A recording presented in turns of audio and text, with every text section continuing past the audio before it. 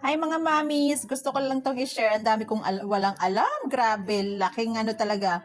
So, si Jeremiah, pinapainom ko to pag lumalabas kami, naiinitan, siyempre uhaw na uhaw. Lagi ko siyang binibigyan everyday ng Pedialyte. So, i-share ko sa inyo kung paano to buksan. Nung una, hindi ko alam paano buksan to. Diyos ko, nakikita niyo tong matulis na to? Basta yung matulis, ganito lang pala siyang buksan. Naku, laking, ayaw kong banggitin, laking walang alam. So, ganito lang pala siya. Tutusukin mo siyang ganyan. Ayan. So, I hope nakikita nyo. Tusukin mo siyang ganyan. Ayan. Tapos, nahulog pa. Tapos, ikot mo lang siya. Ikot.